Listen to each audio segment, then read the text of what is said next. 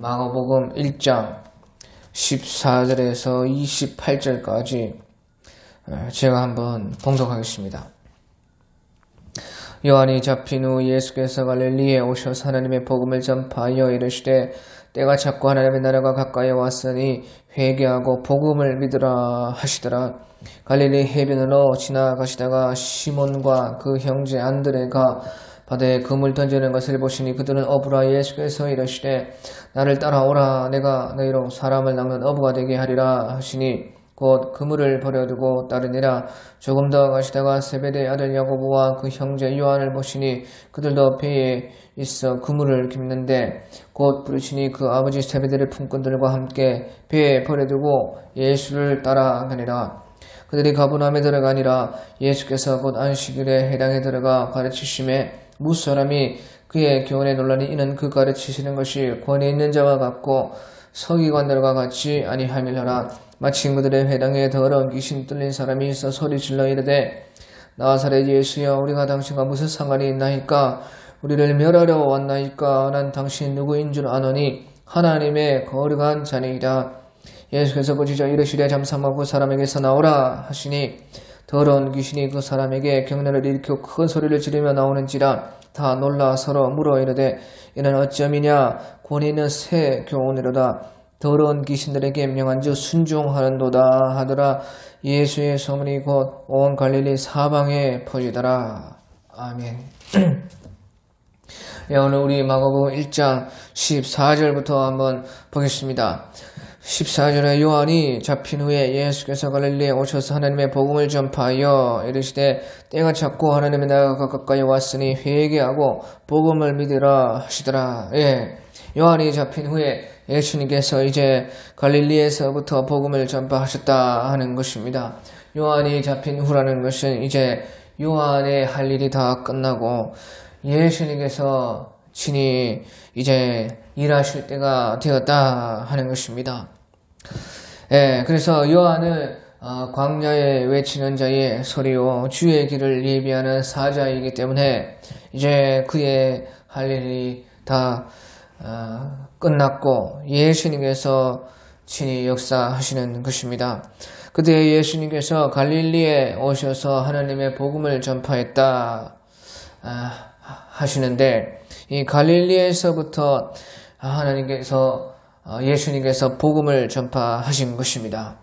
갈릴리에서부터 복음을 전파하신 것은 이 갈릴리는 바로 유대인의 땅이면서 또한 이방인의 땅이 되는 것입니다.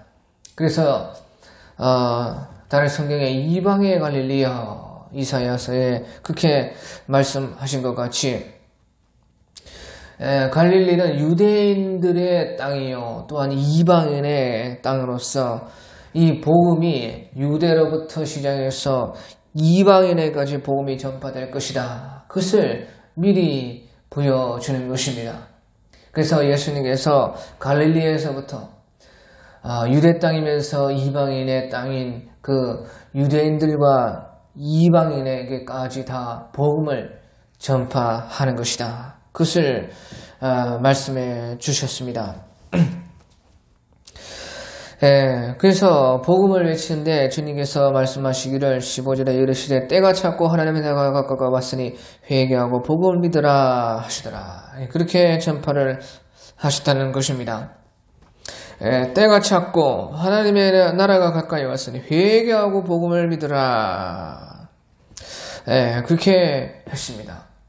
때가 찼다. 때가 찼다는 것은 이제 때가 되었는데 어떤 때가 되었느냐? 바로 누구든지 죄 용서함 받을 수 있는 때가 되었다 하는 그런 뜻인 것입니다. 누구든지 어떤 죄든지 다 용서받을 수가 있고 죄의 사함을 얻을 수가 있다. 그 때가 왔다는 것이에요.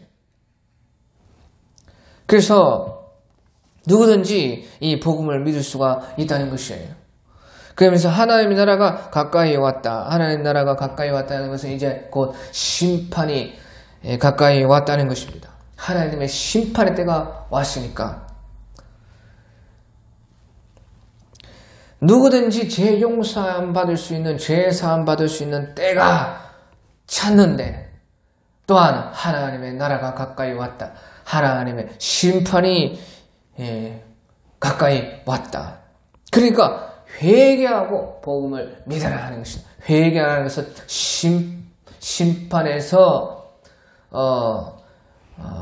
벗어날 수가 있는 것이고, 복음을 믿으라는 것은 죄사함을 받을 수가 있는 것이죠.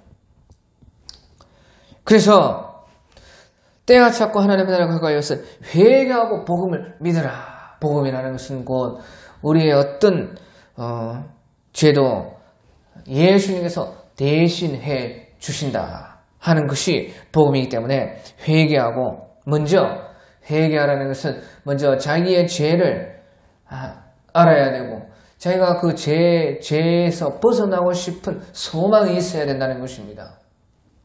그래서 복음을 믿는 것이죠. 왜? 복음은 어떤 죄든지 용서할 수 있고, 우리의 무슨 죄든지 예수님께서 대신 짊어져 주시기 때문에 그것이 그래서 복음이 되는 것입니다.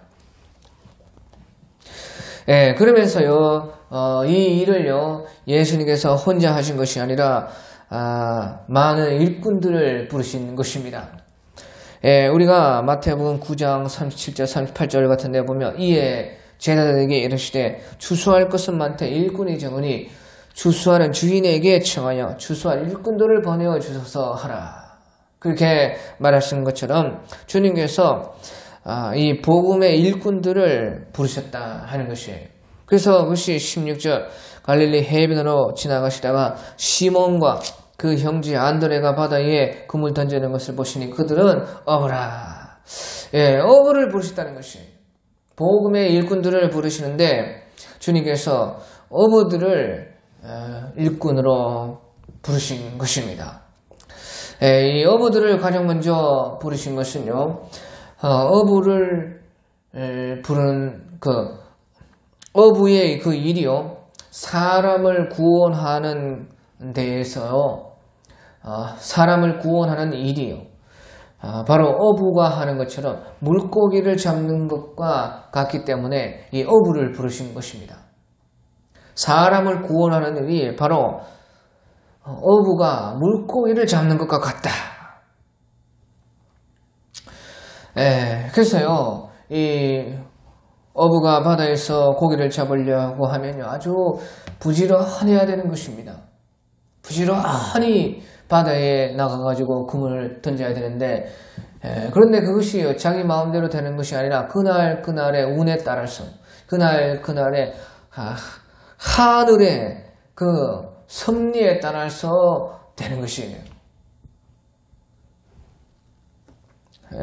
그래서 어쨌든 부지런하게 바다에 나가서 그물을 던져야 되는 것처럼 그 하나님의 그 복음 사역이 그렇다는 것입니다. 사람을 구원하는 일이 그렇게 부지런해야 된다는 것입니다. 그런데 그것이 하늘에 달렸다는 것이죠.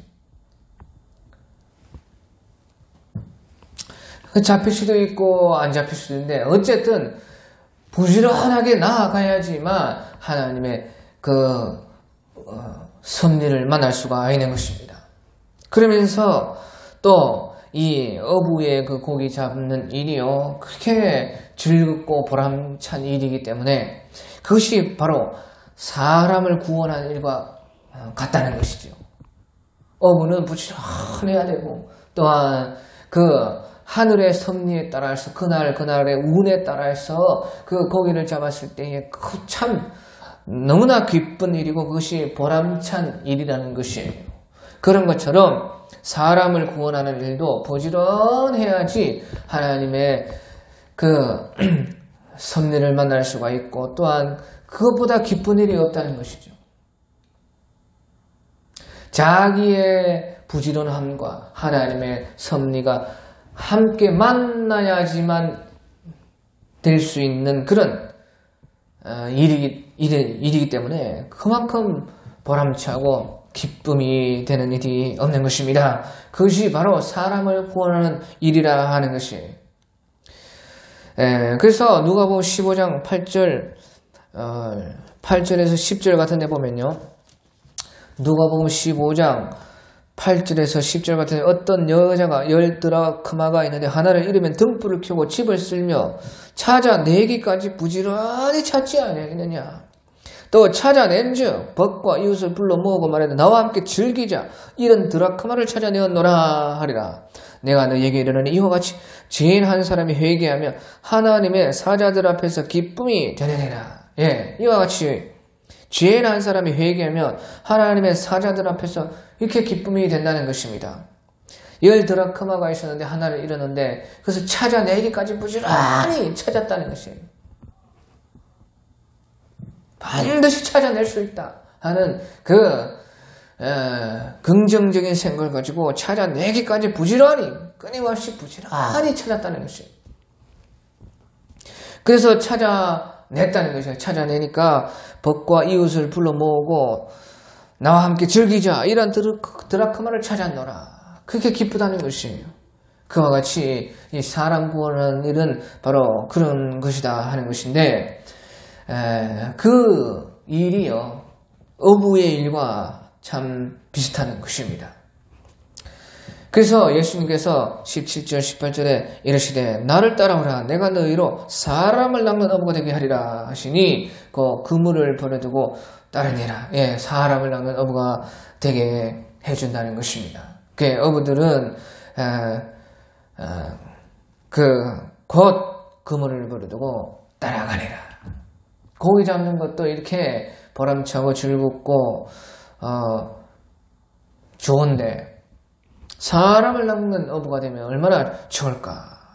버려두고 떠나는 것이에요. 그런데 그때에 그 베드로와 안드레가 그물을 버려두고 주님을 따랐다. 그러니까 이것은 이제 생업을 버리고 주를 따랐다는 것이죠. 생업이라는 것은 먹고 사는 것이라는 것입니다. 생업을 버리고 따랐다. 그러니까 먹고 사는 것보다 이 구원받고 구원하는 일, 이것이 중요하다는 것이죠. 생업을 버리고 주를 따랐다. 먹고 사는 것보다 우리가 구원받는 일, 또 사람을 구원하는 일, 이것이 중요하다는 것을 말씀해 주고 있는 것입니다. 또 이제 19절에서 20절에 조금 더 가시다가 세베대의 아들 야고보와 그 형제 요한을 보시니 그들도 배에 있어 그물을 기는데 곧 부르시니 그 아버지 세베대를 품고들과 함께 배에 버려두고 예수를 따라가니라. 이제 세베대의 아들 야고보와 요한도 또 어부였던 것입니다. 그들도 부르니까 그들은 그 아버지와 함께 일을 하고 있었는데 아버지 세베대와 또 품꾼들 그들도 배에 버려두고 예수님을 따랐다 하는 것이에요. 그러니까 이것은 이제 생업뿐만 아니라 부모와 가족도 버리고 주님을 따랐다 하는 것이죠. 생업을 버렸을 뿐만 아니라 부모와 가족도 버렸다. 이것은요 진정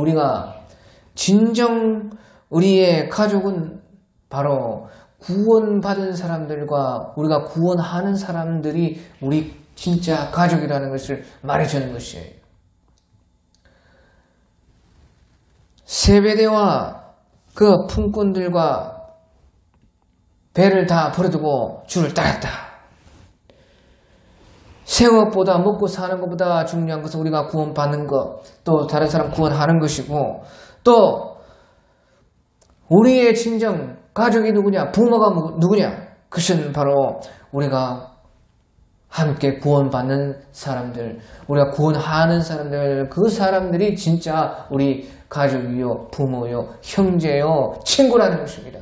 그러니까 주님께서 그 설교를 하고 계신데 쟤네들이 와가지고 주여 그 부모와 형제가 왔습니다 하니까 누가 내 부모며 누가 내 형제냐, 여기 있는 이 사람들이 내 부모요 형제다. 하나님의 뜻을 같이 따르는 자들이 내 부모요 내 형제리라, 그렇게 말하는 것이에요.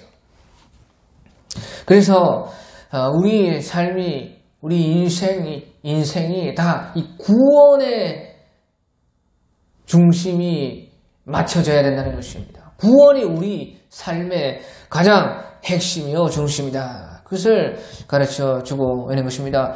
그러고 나서 21절에 그들이 가버나움에 들어가니라 예수께서 곧 안식일에 회당에 들어가 가르치시매. 예수님께서 이제 그때부터 주님께서 부르신 제자들과 함께 움직여서 그들을 일꾼 삼으시고 그에게 모든 그 하나님의 일들을 가르쳐 주시고 보여주셨던 것입니다. 그래서 그들이 가버나움에 들어가니라 예수께서 곧 안식일에 회당에 들어가 가르치시며 안식일에 회당에 들어갔다는 것은 사람이 많은 곳에 갔다는 것입니다.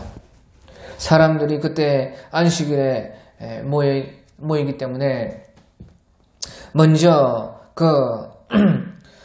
그래도 하나님의 말씀에 관심이 있는 사람들, 하나님께 그래도 하나님을 찾는 그 사람들에게 가야 된다는 것이에요. 그래서 그 안식일에 사람들이 모일 때 회당에 들어가서 가르쳤을 때에 22절 무사람이 그의 교훈에 놀라니 이는 그가 가르치시는 것이 권위 있는 자와 같고 서기관들과 같이 아니하밀러라. 그 사람들이 그 예수님의 그 가르치신 것을 들었을 때에 그 교훈에 놀랐다는 것입니다. 그러면서 그 가르치는 것 권위 있는 자와 같고 서기관들과 같이 아니하밀러라. 권위 있는 자와 같다는 것이에요. 서기관들과 같이 않았다는 것이에요.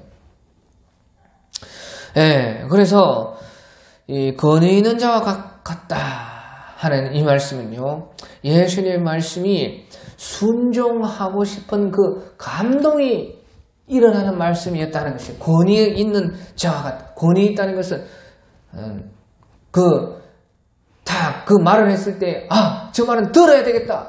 그런 생각이 드는 것이 권위이죠.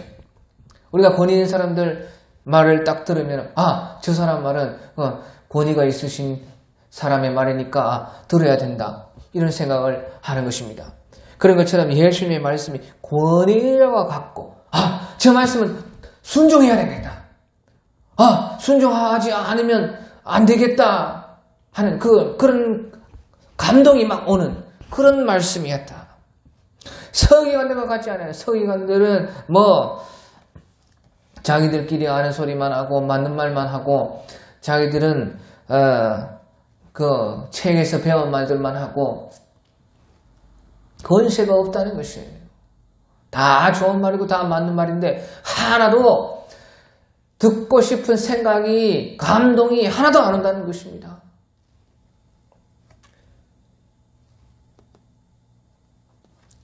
그것이 이제 서기관들과 같은 전혀 마음에 순종하고 싶은 생각, 저 말에 그래 아멘 좋다 하지만 전혀 저 말이 내가 좀 살아봐야 되겠다.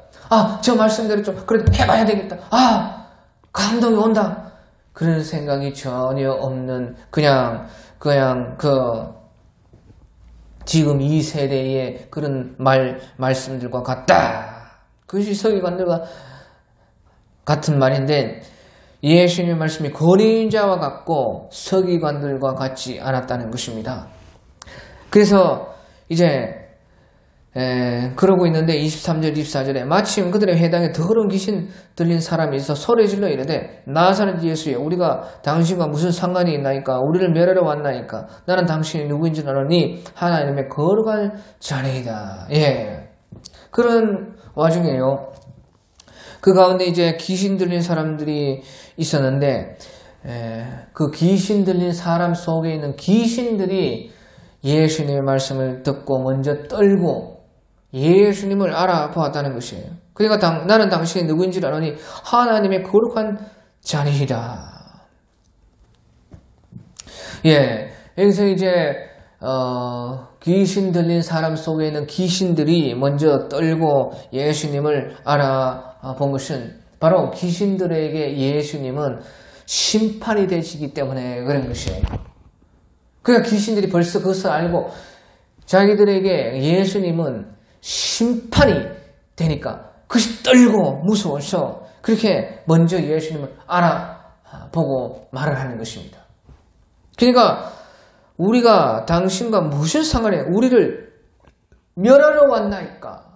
왜? 예수님은 귀신들에게는 구원이 아니고 심판이 되기 때문에 우리를 멸하러 왔나이까? 나는 당신 누군지 아는 하나님의 거룩한 자이니이다. 그렇게 먼저 떨고 귀신들이 예수님을 알아본 것입니다. 그때 예수님께서 꾸짖어 이르시되 잠잠하고 그 사람에게서 나오라 하시니 더러운 귀신이 그 사람에게 경련을 일으키고 큰 소리를 지르며 나오는지라. 다 놀라 서로 물어 이르되 이는 어쩌미냐 권위 있는 새 교훈이로다. 더러운 귀신들에게 명하여 순종하는도다 하더라. 예수의 소문이 온 갈릴리 사방에 퍼지더라. 예, 그때 예수님께서는요 그 귀신들에게 명하여 이르기를 꾸짖으시면서 잠잠하고 그 사람에게 나오라. 귀신들은 심판을 받는 것이요 하지만 귀신이 들린 사람은 구원하는 것이에요. 우리에게는 죄인인 우리에게는 예수님이 구원이 되는 것이고 귀신들에게는 심판이 되고 꾸짖음이 예수님의 말씀이 꾸짖음이 되는 것이에요. 예수님의 말씀이 귀신 들린 사람에게는 복음이 되는 것이고 귀신에게는 꾸짖음이 되는 것입니다. 귀신 들린 사람에게는 예수님은 우리 죄인들에게는 구원이 되는 것이고 귀신에게는 멸망과 심판이 되는 것이다. 잠잠하고 그 사람에게서 나오라 하시니 더러운 귀신이 그 사람의 경련을 일으키는 발광을 해서 나 심판받는다, 나 멸망받는다, 나 나가기 싫다. 그렇게 귀신들은 이제 예수님으로 말미암아 멸망을 당했다. 큰 소리를 지르며 귀신이 나오니라. 다 놀라 서로 물어 이르되 이는 어쩌미냐 권위 있는 새 교훈이로다. 더러운 귀신들에게 면접 순종하는도다 하더라. 예, 그래서 보십시오. 예수님의 말씀은 권위 있는 새 교훈이라는 것입니다. 그래서 이 말씀이 무슨 말이냐? 그러니까 결국에는요, 우리에게는 예수님이 우리에게는요, 예수님을 우리가 믿는 것이 믿으면은 우리는 구원이 되는데 그 믿음이 무엇이냐? 믿음은 곧 순종이라는 것입니다. 권위는 새 교훈이다. 더러운 귀신에게 명한 즉 순종하는 거다. 믿음이 무엇이냐? 믿음은 그 순종이라는 것입니다. 귀신들에게 믿음은 구원이 될 수 없습니다. 하지만 귀신들도 믿으니까 순종하는 것이에요. 귀신들에게 믿음이라는 것은 곧 멸망인 것이에요. 심판인 것이에요. 그런데 귀신들도 예수님이 누구신지 확실히 알고 믿으니까 순종했다는 것이에요. 더러운 귀신들에게 명한즉 순종하는도다. 권위 있는 새 교훈이로다. 그 믿음이 무엇이냐? 믿음은 곧 순종이라는 것입니다. 그러니까 우리 야고보서 2장 18절 19절에 어떤 사람은 말하기를 너는 믿음이 있고 나는 행함이 있으니 행함이 없는 네 믿음을 내게 보이라. 나는 행함으로 내 믿음을 네게 보이리라. 순종으로 내 믿음을 네게 보이리라. 네가 하나님은 한 분이신 줄을 믿느냐? 잘하는도다. 귀신들도 믿고 떠내냐? 귀신들도 믿고 순종한다는 것이에요. 네가 하나님은 한 분이신 줄 믿느냐? 잘하는도다. 귀신들도 믿고 떠내냐? 귀신들도 믿고 순종하는데 하나님이 한 분이신 줄 믿는 사람은 순종할 수가 있다는 것이죠. 귀신들은 믿는 것이 멸망이요 심판이지만도 심판이라도 순종하는 것이에요. 왜? 믿음은 순종이기 때문에 그런 것이죠. 하물며 믿음이 구원이 되는 우리는 당연히 순종할 수 있다는 것입니다. 믿음은 순종이라는 것이에요. 그래서 믿는 우리에게는 구원이 되고 그 믿음이 우리에게 순종이 되고 그래서 우리는 그것이 바로 주의 말씀과 주의 복음이 우리에게 생명이 된다. 믿음은 곧 순종이다. 믿음이 멸망이 되는 귀신들도 떨며 믿고 순종하는데, 믿음이 구원이 되는 우리는 당연히 순종할 수가 있다. 그래서요, 그것이 우리에게 복음이 되고 구원이 되고 결국에는 생명이 되는 말씀이다 하는 것을 예수님께서 여기서 보여주시고, 그것을 예수님으로부터 전파되었다는 것이에요. 그래서 예수의 소문이 온 갈릴리 사방에 퍼지더라 하는 것입니다.